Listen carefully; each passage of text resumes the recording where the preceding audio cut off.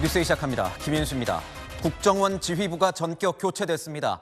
윤석열 대통령이 오늘 김규현 국정원장과 1, 2차장의 사표를 일괄 수리했는데 사실상 경질에 가깝습니다. 취재를 해보니 윤 대통령이 해외 순방으로 나가 있는 동안 김 원장이 국정원 중요 직책인 이 감찰실 간부와 인사기획관을 교체하는 그러니까 다소 논란이 일 수 있는 인사를 강행한 걸로 확인됐습니다. 안보라인의 핵심 축인 국정원에서 인사를 둘러싼 잡음이 끊이지 않는 데 대한 이 책임을 물은 조치로 해석됩니다. 오늘의 첫 소식, 이동훈 기자의 단독 보도입니다. 윤석열 대통령이 김규현 국가정보원장과 권춘택 국정원 1차장, 김수현 국정원 2차장의 사표를 전격 수리했습니다.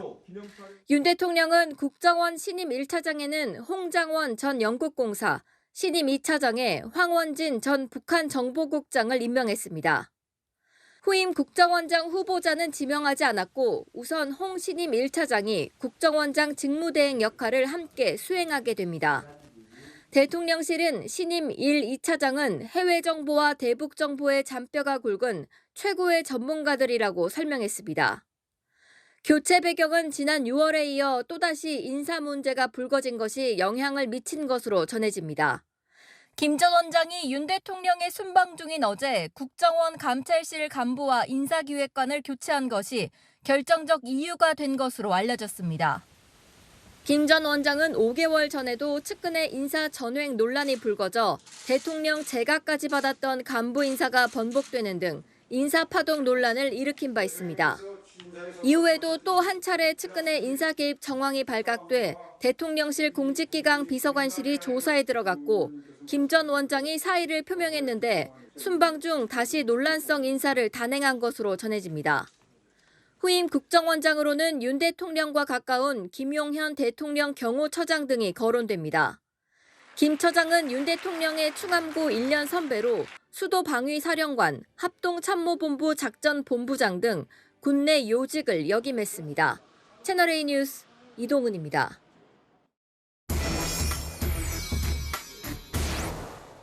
네, 아는 기자, 대통령실 출입하는 조영민 기자 나왔습니다. 자, 조 기자, 오후에 급하게 들어온 소식 아닙니까? 네. 김규현 국정원장의 사표를 수리했다는 발표가 급작스럽게 나왔습니다. 맞습니다. 윤석열 대통령이 오늘 5박 7일간의 이 순방을 마치고 귀국했는데 귀국 당일 바로 국정원장 인사를 단행했습니다.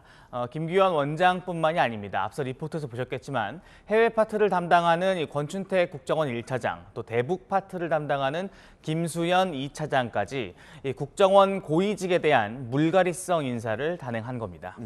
지금 눈에 띄는 게 후임 국정원장에 대한 발표 없이 이 공석으로 둔 채 일단 인사부터 냈습니다. 네, 일단 대통령실은 오늘 오후 김규현 원장은 국정원의 위상을 재정립하고 또 우방국 협력체계 구축에 노력했다라면서 그간의 공을 잔뜩 추켜 세웠습니다. 하지만 자리를 공석으로 두면서까지 일단 사표부터 수리한 건 김 원장에 대한 경질성 인사로 봐야 한다는 게 대통령실 내부 이야기입니다. 당초 12월부터 대통령실 내부 또 장관 같은 이 개각이 예상됐고 이 과정에서 국정원장 역시 교체가 함께하는 방안 등이 검토됐었는데 자리를 공석으로 두면서까지 인사를 단행한 건 그만한 이유가 있었다고 봐야 할 것 같습니다. 그 이유, 대통령 순방 중에 도대체 무슨 일이 있었던 겁니까? 채널A 취재를 좀 종합해 보면 첫 번째 이유는 바로 인사입니다. 대통령이 순방 중이던 기간 저희가 취재한 바는 어제 정도로 보이는데 김 원장이 또 한 번 내부 논란이 될 만한 인사를 단행한 게 이 대통령의 결단을 앞당겼다는 겁니다. 문제가 된 인사는 국정원 내부 감찰실 간부와 또 인사기획관인 것으로 전해졌습니다. 국정원 내부에서는 최근 인사 파동과 관련해서 내부 감찰이 진행 중이었다고 합니다. 감찰이 진행 중인 상황에서 이 감찰을 주도할 감찰실 간부를 교체한 건 문제가 있다라고 봤다는 것이죠. 또 인사기획관 역시 내부 인사의 핵심적 역할을 하는 인물인데 이 내부 인사 파동으로 시끄러운 상황에서 그것도 대통령이 해외에 간 사이 이 자리에 대한 인사를 단행한 것 자체가 논란이 될 수도 있는 지점입니다. 인사에 이어 두 번째는 대통령 순방 기간 중에까지 이 국정원 내부의 인사를 놓고 권력 다툼으로 비칠 만한 기사들이 나왔다는 건데요. 이 정보기관 내부 이야기가 기사화되는 상황에 더 이상 이 상황을 봉합할 수 없다는 결론에 이르게 했다는 게 내부 설명입니다. 그러니까요. 이 인사 논란이 끊이질 않지 않았습니까? 맞습니다. 좀 기억을 되짚어 보시면 지난해 10월 조상준 기조실장이 물러나면서 국정원 안에 문제가 있는 것 아니냐 이런 얘기들이 좀 파다했었습니다. 급기야 올해 6월엔 내부 인사를 놓고 대통령이 제거한 1급 인사가 번복되는 사태도 있었습니다.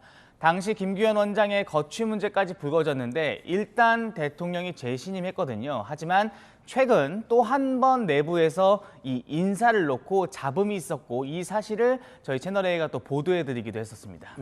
국정원장 후임 지명은 없고 당분간은 그러면 신임 1차장이 대행을 하게 되는 겁니까? 네, 맞습니다. 이번에 새로 임명된 홍장원 1차장과 또 황원진 2차장 모두 내부 인사라는 설명입니다. 홍 1차장의 경우 육사 43기로 대위 시절 안기부 근무 경력이 있고 줄곧 이 해외 공작 파트에서 주요 커리어를 쌓았다고 하고요. 황원진 2차장 역시 북한 전문가입니다. 결국 새로운 원장이 오겠지만 북한과 관련한 이 국정원의 역할을 더욱 강화하려는 분위기로 읽힌다는 평이 많습니다. 후임 국정원장이 누가 오느냐 이것도 관심이 갈 것 같습니다. 맞습니다. 이 국정원장은 인사청문회를 거쳐야 하는 자리입니다. 당초 12월쯤 대통령실 내부 인사와 개각을 단행하려 했던 만큼 국정원장 신임 인사 역시 이 과정을 거쳐서 함께 발표될 것으로 보입니다. 후임으로 유력하게 거론되는 인물은 김용현 대통령 경호실장이고요. 조태현 국가안보실장의 이동설도 함께 나오고 있습니다. 네, 지금까지 아는 기자였습니다. 신당 창당에 속도를 내고 있는 이준석 전 국민의힘 대표가 보름 만에 다시 대구를 찾아서 토크 콘서트를 가졌습니다. 이 전 대표, 지난주 대구를 방문한 한동훈 법무부 장관이 신경 쓰였던 건지 애둘러 저격했습니다. 홍지은 기자가 취재했습니다. 보름 만에 또 대구를 찾은 이준석 전 대표. 윤 대통령을 비판하며 대구의 변화를 강조했습니다. 출범 이후에 1년 반이 지났는데 오히려 삶이 고달퍼졌다고 한다면 이제는 문제의식을 모두 느껴야 합니다. 논리적으로 조금만 생각해봐도 대구의 선호, 대구의 선택은 앞으로 달라져야 됩니다.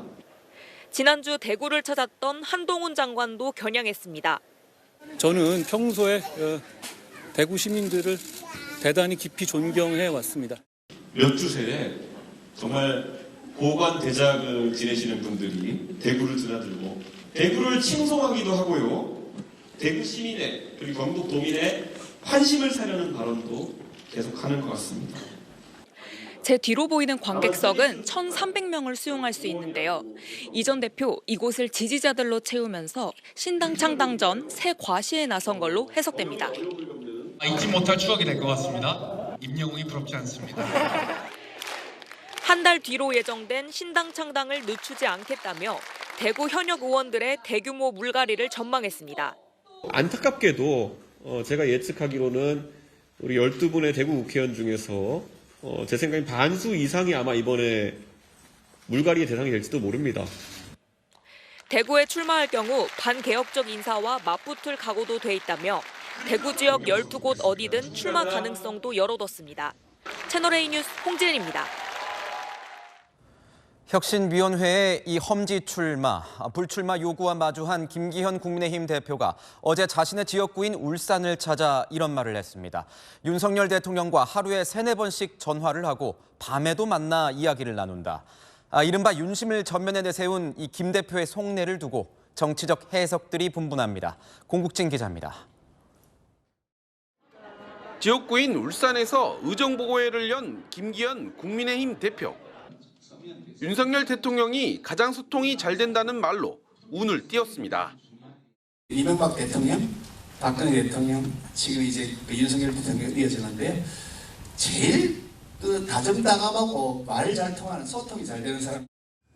당대표로서 대통령과 수시로 통화하고 만나서 소통한다고 강조했습니다. 하루에 3번, 4번씩 전화를 하고 또 만나서 해야 될 일도 많잖아요. 전화로 안 될 일들이 많으니까 만나서 언제 또 만납시다, 한번 봅시다 이렇게 되면 밤 늦은 시간에 서로 바쁘니까 밤 늦은 시간에도 밤 9시, 10시든이라도 만나서 얘기도 나누고 이렇게. 앞서 인요한 혁신위원장이 윤 대통령 측에서 소신껏 하라는 메시지를 받았다고 언급하자 부적절하다고 비판했던 김 대표가 이번엔 이른바 윤심이 자신에게 있다는 취지로 말한 겁니다. 현 지도부 대신 비대위 체제로 총선을 치러야 한다는 주장을 일축하는 듯한 발언도 했습니다. 대한민국의 미래를 위한 계속 해나갈 수 있도록 같이 호흡을 잘 맞춰야 되겠다 그런 생각을 가지고 있습니다. 민주당은 여당 대표와 혁신위원장이 윤심 경쟁을 벌이는 모습에 한숨만 나온다고 비판했습니다. 채널A 뉴스 공진입니다.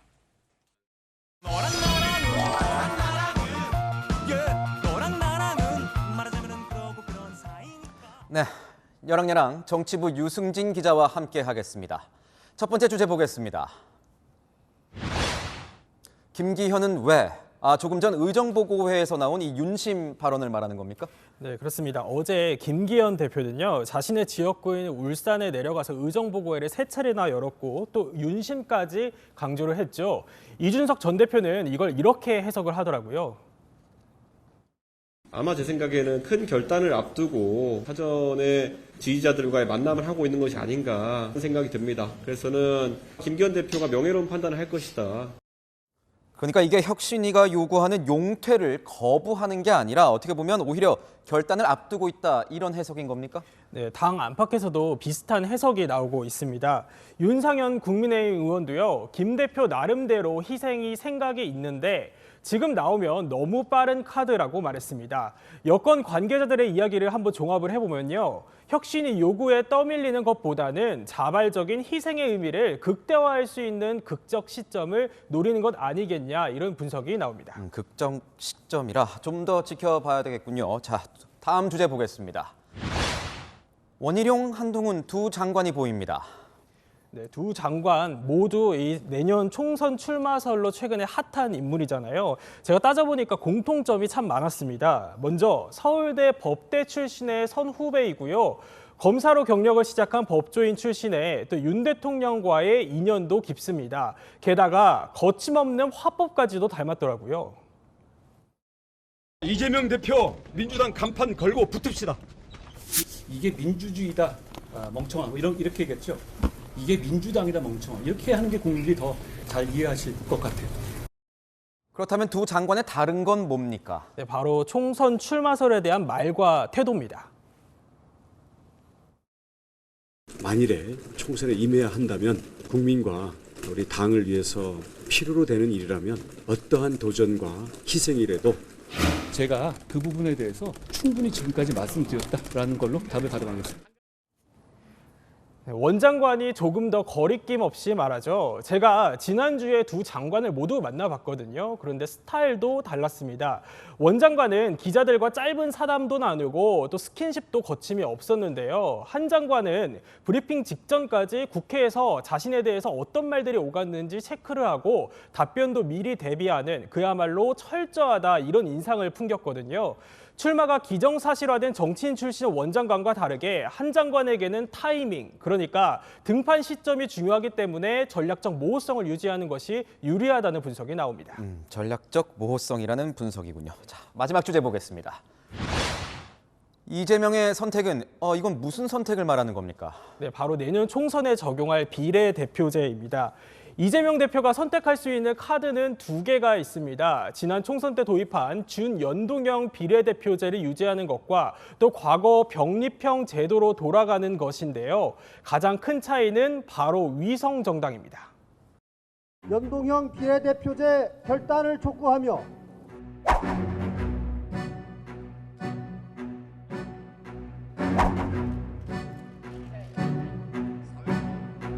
지역에서는 더불어민주당이, 비례대표는 더불어시민당이 함께해서 큰 승리를 이끌어내야 합니다. 미래통합당과 미래한국당은 함께 미래를 향해 달려갈 준비를 모두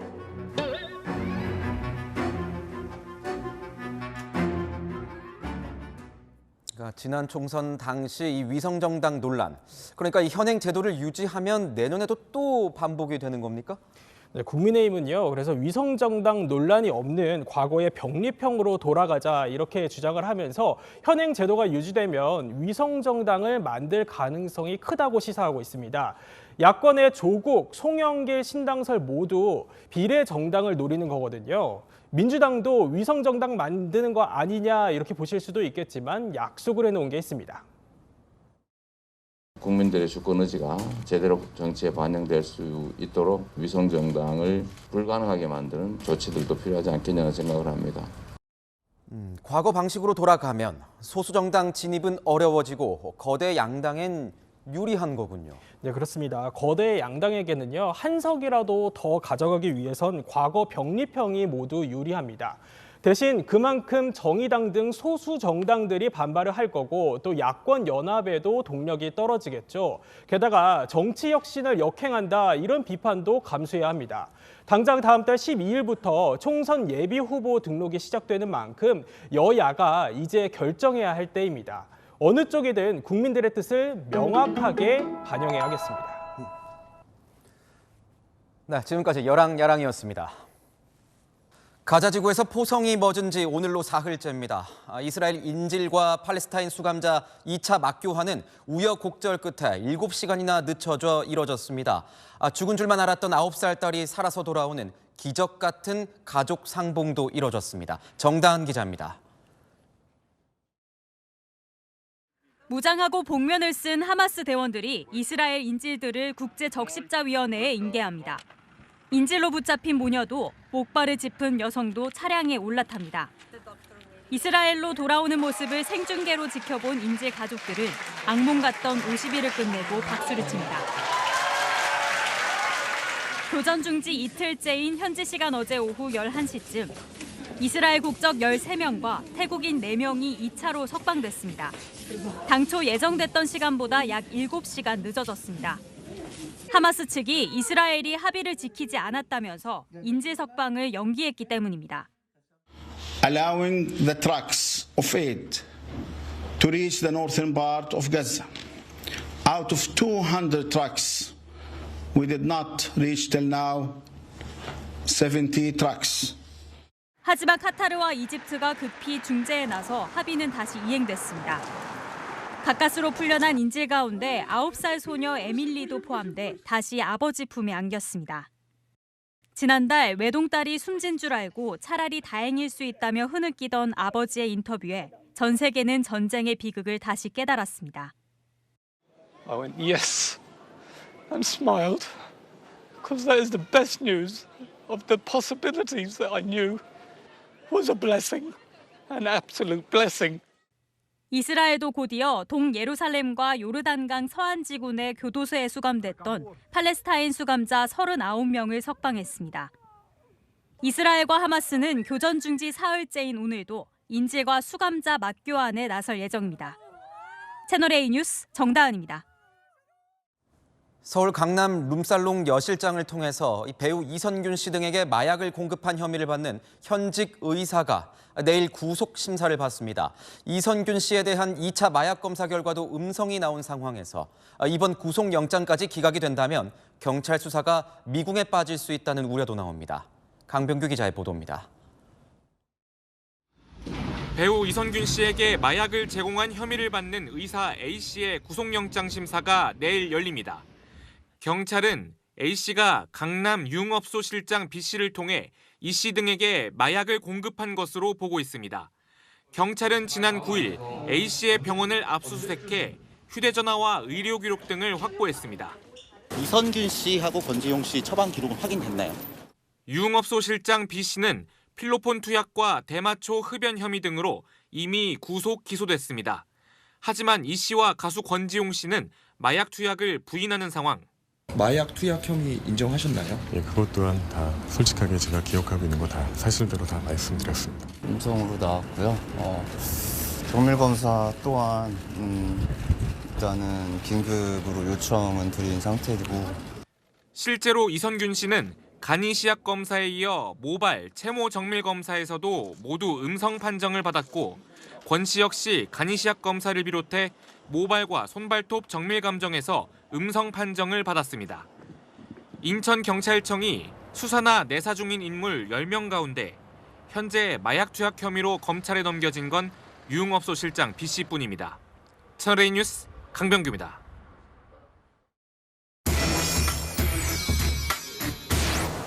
네, 배우 이선균 씨와 가수 지드래곤, 경찰은 첩보만 있고 정작 증거는 못 내놓고 있습니다. 사회부 박자은 기자와 아는 기자에서 자세히 살펴보도록 하겠습니다. 자, 박 기자, 이번 사건의 발단은 이 유흥업소, 룸살롱 이런 실장인 거죠?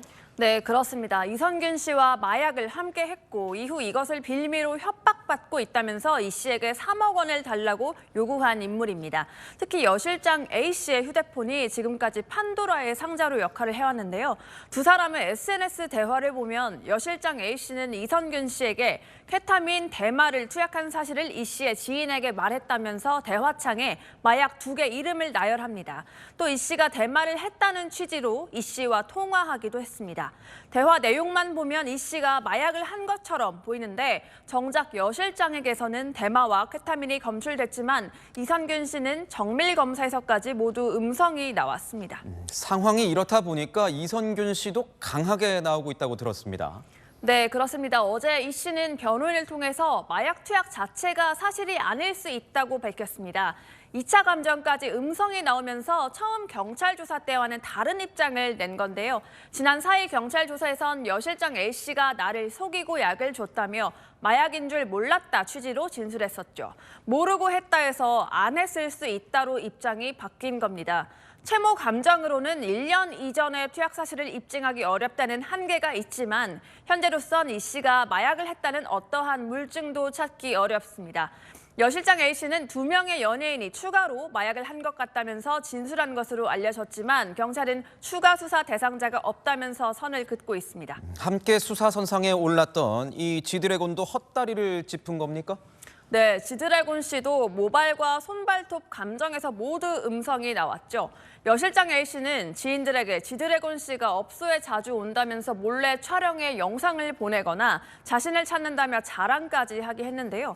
그런데 경찰은 지드래곤 이름만 보고 마약 용의자의 이름을 올리고 입건한 겁니다. 일단 음성이 나오니까 경찰 같은 경우에는 이 신종 마약 가능성도 제기하고 있다고요. 네, 하지만 이 부분은 조심스럽게 접근해야 할 것 같습니다. 먼저 지난 8월 발생한 용산 집단 마약 사건을 보면 관련자 25명 중 7명이 송치됐는데 이들에게서 신종 성분이 검출됐습니다. 플로르다시-2-5소 PCE와 4-메틸메스케치논인데 모두 자살을 충동하는 화학 물질입니다. 나머지 17명에게선 정확한 성분이 나오지 않아 경찰은 이들 샘플을 미국에 요청했는데요. 국내에선 걸리지 않는 신종 마약일 수 있다는 겁니다. 하지만 신종이라면 처벌이 쉽지 않습니다. 아무리 신종 마약이라고 하더라도 법령상 마약류로 등재가 돼 있지 않으면은 지형 법정주의 원칙상 처벌이 형사처벌이 안 되거든요. 문제는 신종 마약을 불문하고 검출되지 않는 경우입니다. 경찰은 수사 절차상 불가피했다면서 밥이 될지 죽이 될지 지켜보자곤 했지만 성급하고 무리한 수사였다는 지적은 피하기 어려워 보입니다. 네, 지금까지 아는 기자였습니다. 고속도로 무인 톨게이트에서 요금을 내려던 70대 남성이 요금소 구조물과 차량 사이에 끼어서 숨지는 사고가 났습니다. 기어가 주행 모드인 상태에서 문을 열고 요금을 내려다 차량이 움직이면서 변을 당한 걸로 보입니다. 신선미 기자가 취재했습니다. 고속도로 무인 요금 정산소에 설치된 콘크리트 벽에 긁힌 자국이 선명하고 주변에는 깨진 유리 조각들이 흩어져 있습니다. 제2경인고속도로 남인천 요금소에서 70대 남성 운전자가 정산소 벽과 차량 사이에 끼었다는 신고가 접수된 건 어제 낮 12시 25분쯤. 사고를 목격한 다른 운전자가 신고했는데 심정지 상태로 병원에 옮겨진 남성은 끝내 숨졌습니다.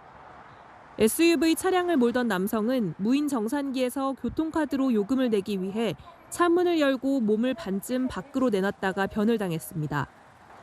주행 모드로 돼 있던 차량이 움직이며 정산소 벽과 부딪혀 차문에 몸이 끼이게 된 겁니다.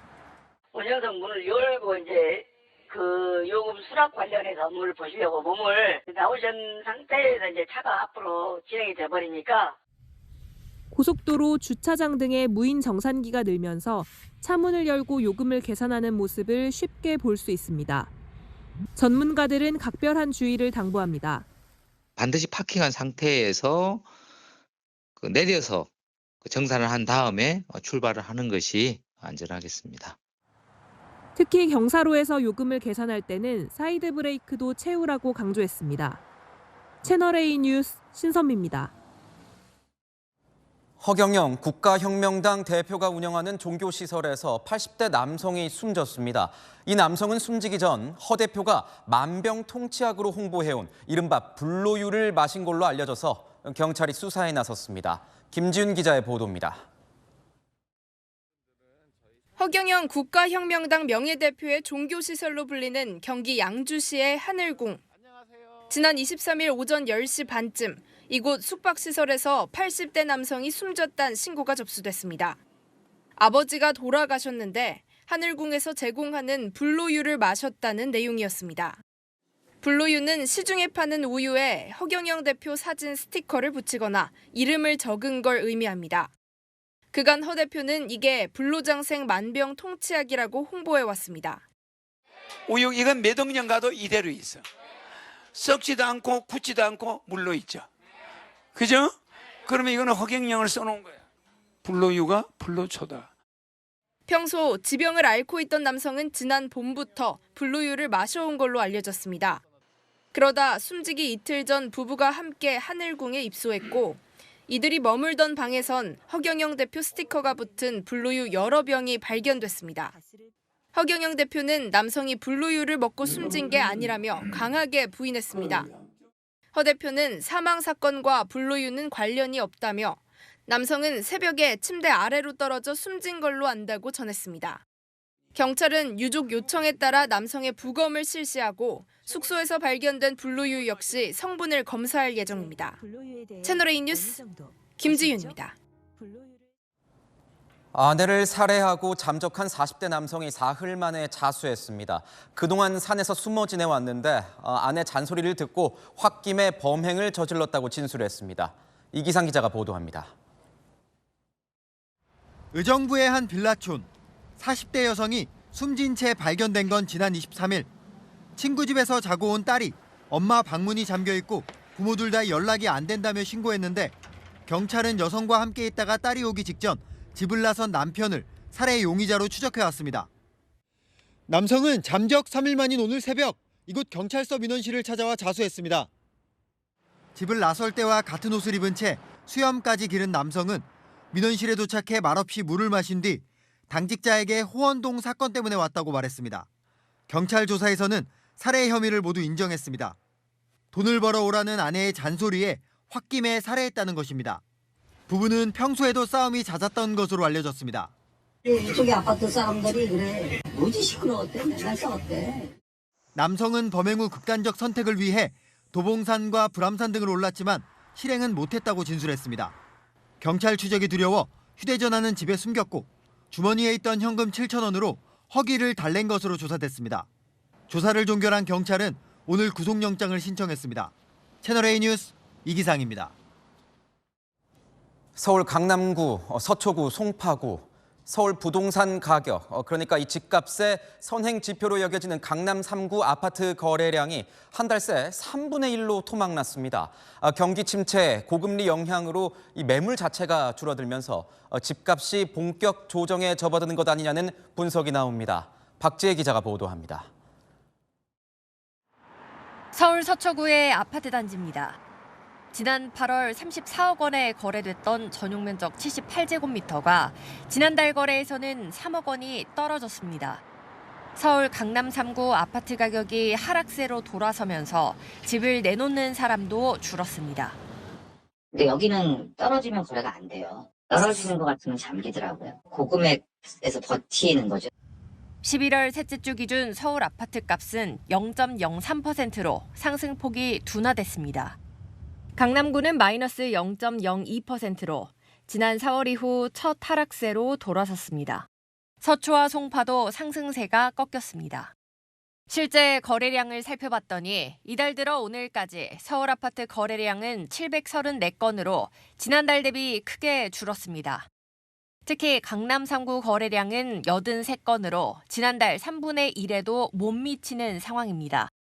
미국발 고금리 여파가 장기화될 것이란 전망이 영향을 미쳤습니다. 강남권은 올 들어서 다른 지역보다 훨씬 더 많이 오르다 보니까 투자 수요가 줄어든 게 약세의 원인으로 분석이 됩니다.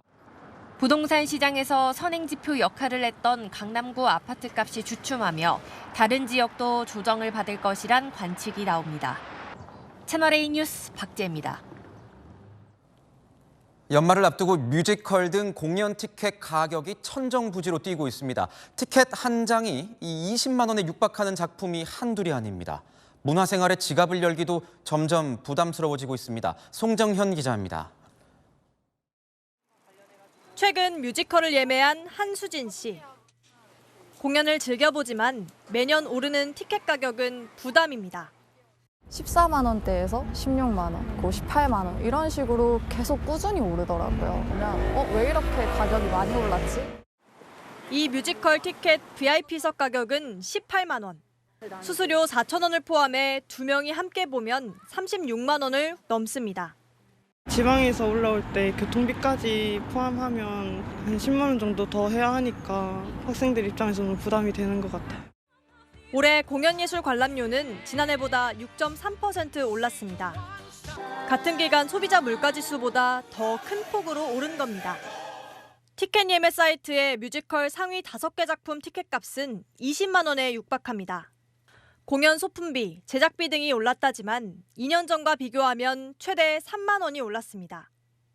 연말 크리스마스 시즌 케이크도 가격이 오르기는 마찬가지입니다. 서울 시내 한 호텔의 크리스마스 케이크는 17만 8천 원. 지난해 가장 비싸게 팔았던 케이크보다 가격이 2배 이상 올랐습니다. 다음 달부터 예약 신청을 받는 호텔 케이크 중에는 20만 원을 훌쩍 넘긴 곳도 있습니다. 다가오는 연말을 즐기려는 소비자들, 지갑 열기가 점점 부담스러워지고 있습니다. 채널A 뉴스 송정현입니다.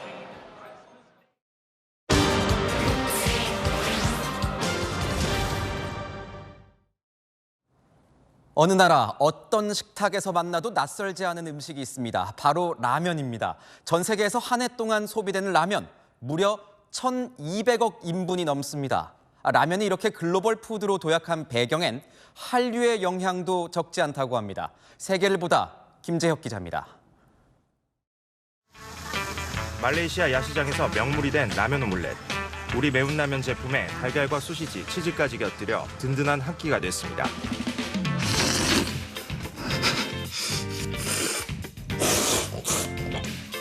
자신만의 라면 요리법이라며 소개하는 어린이 요리사의 표정에는 자신감이 넘쳐 흐릅니다. 닭고기와 각종 양념을 넣었습니다. Touch the nut, pour this packet inside, because it's nut time. 단순히 라면 제품을 끓여 먹는 게 아니라 지구촌 곳곳에서 각자 취향에 맞춘 조리법으로 새 요리를 개발하는 겁니다.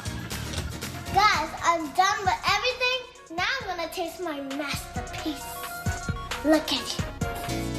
지난해 50개국 이상에서 소비한 인스턴트 라면은 무려 1,212억 인분. 3억 명 이상의 하루 끼니가 라면인 셈입니다. 중국과 인도네시아, 우리나라 등 아시아가 주요 소비국이지만 미국과 브라질도 10위권에 이름을 올렸습니다. 라면 자체는 중국에서 유래했지만 인스턴트 라면은 지난 1958년 일본의 치킨 라면에서 시작됐습니다. 식량난을 겪던 우리나라는 1963년 일본 제품을 참고해 인스턴트 라면을 출시했습니다. 닭고기 대신 소고기 육수, 그리고 매운맛을 넣으면서 세계인의 입맛을 사로잡았고 올해 수출액 1조 원도 처음 돌파했습니다. 세계 라면협회는 각국의 취향을 소개하고 있는데요. 우리나라에선 소고기나 해물 육수를 기본으로 매운맛이 인기입니다. 중국 라면은 자체 오양분말을 넣은 독창적인 맛이 특징이고 채식 육수에 커리맛 라면을 좋아하는 인도에선 국물을 최소한으로 합니다. 브라질은 아예 국물이 없는 볶음면을 선호합니다. 국가마다 선호하는 형태도 조금씩 다릅니다. 간식으로 취급되는 필리핀에선 작은 컵라면을, 나이지리아는 양이 많은 제품을, 미국은 간편 제품을 선호합니다. 라면이 전 세계적으로 대중화된 이유로 크게 세 가지가 꼽힙니다. 팬데믹 기간 라면 같은 간편식 수요가 증가했고, K 콘텐츠의 인기로 라면에 대한 관심을 불러일으킨 겁니다. 실제 영화 기생충 속 짜파구리는 큰 화제가 됐고, BTS 멤버들이 라면을 즐기는 모습은 팬들 사이에서 하나의 챌린지, 유행이 됐습니다. 경기 불황도 라면 열풍에 한몫했다는 분석이 나왔습니다. 영국 가디언은 생활비 위기가 수요를 부채질하고 있다며, 국수를 먹지 않던 나라의 중산층들도 생활비를 아끼려 먹기 시작하면서 소비량이 증가했다고 보도했습니다. 전 세계적으로 경기가 불황인 것이 하나의 크다는 원인이다, 이렇게 볼 수가 있겠는데요. 라면이 한 끼 식사 대용으로 유리한 측면, 이런 것들이 라면 소비를 증가시키는 원인이 되겠습니다. 국내 출시 60년을 맞이한 인스턴트 라면이 이젠 세계인의 소울푸드로 거듭나고 있습니다. 세계를 보다 김재혁입니다. 서울 고척돔에서 이색적인 야구 경기가 열렸습니다. 만화 캐릭터로 변신한 프로 선수들이 이 기상천외한 규칙으로 명랑 게임을 하면서 관중들에게 큰 웃음을 줬습니다. 박건영 기자가 현장을 찾았습니다. 곰돌이푸가 힘차게 방망이를 휘두릅니다. 머리에 쓴 탈이 날아가 버려도 뒤뚱뒤뚱 힘껏 달립니다. 타석에 나타난 슈퍼마리오, 적시타를 날립니다. 저는 일단 뽀로로 분장 생각하고 있습니다. 또 워낙 또 크기가 크더라고요. 이번 대회에서 야구룰은 마음대로입니다. 정철원이 아웃당하자 심판과 몸통 밀치기로 판정을 뒤집습니다. 홈런왕 노시환이지만 투수로 나서자 실수 연발 3실점으로 강판됩니다. 관중이 파울볼을 잡으면 선수가 아웃되고, 코스프레한 타자가 득점을 하게 되면 가산점도 줍니다. 이곳 자선 야구대에서만 볼 수 있는 진풍경인데요. 이곳의 재미를 누리기 위해 많은 관객들이 내야를 가득 채웠습니다. 오늘은 팬들도 끼발산의 진심입니다. 기선제압 하려고 입고 왔는데요. 크리스마스가 지금 한 달도 안 남았기 때문에 저는 산타를... 저는 트리입니다. 이거 만드는데 3일 걸렸어요. 이번 대회는 불우이웃과 가정 형편이 어려운 미래 야구인을 위해 열렸습니다. 뭐 장비라든지 뭐 이제 그런 뭐 애들한테 해줄 게 좀 많아요. 예, 그래서 이 수익금으로 아이들 키우는데 쓰여지고 있습니다. 평소 볼 수 없는 선수들의 장난기가 야구가 끝난 겨울철 팬들의 마음을 녹여주고 있습니다. 채널A 뉴스 박건영입니다. 내일은 두꺼운 외투 대신 작은 우산 하나 챙기시면 좋습니다. 전국에 비가 내리면서 추위가 반짝 풀리겠습니다. 오늘까지 영하권이던 아침 기온이 영상권을 회복하겠습니다. 하지만 비가 그친 뒤 모레부터는 다시 영하의 추위입니다. 내일 비는 양이 많지 않겠습니다. 경기 북부에 최고 10mm, 그 밖에는 5mm 안팎의 비가 예상되고요. 호남과 제주는 모레까지 이어지겠습니다. 비의 양이 적다 보니 대기의 건조함은 해소되지 않겠습니다. 내일 아침 전국이 4도 안팎에서 시작되겠고요. 한낮에 서울이 11도, 대구는 14도까지 오르겠습니다. 화요일부터 당분간은 춥겠습니다. 특히 주 중반에는 서울 기준 영하 7도로 추위가 반짝 강해지겠습니다. 날씨였습니다. 필리핀 바다에 사는 열대 맹독성 넓은 띠 큰 바다뱀이 우리 바다에서 처음으로 발견됐습니다. 온난화와 기후변화 여파로 생태계는 이미 위기 신호를 보내고 있지만 정작 우리는 아니랍니다. 우리나라는 이산화탄소 배출량 세계 9위지만 기후 대응은 최하위권입니다. 골든타임을 놓치면 위기는 도미노처럼 연쇄적으로 밀려오는 법입니다. 마침표 찍겠습니다. 따뜻한 바다의 경고. 뉴스에이 마칩니다. 고맙습니다.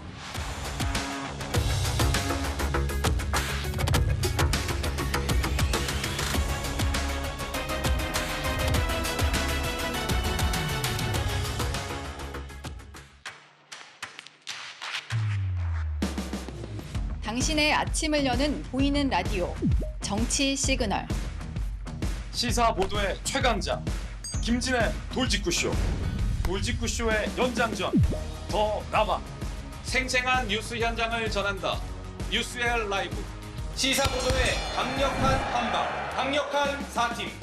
오늘의 10가지 뉴스. 대한민국 대표 뉴스죠. 뉴스 탑10. 오전 8시부터 하루를 함께하는 채널A 시사 보도. 9월 4일부터 출격.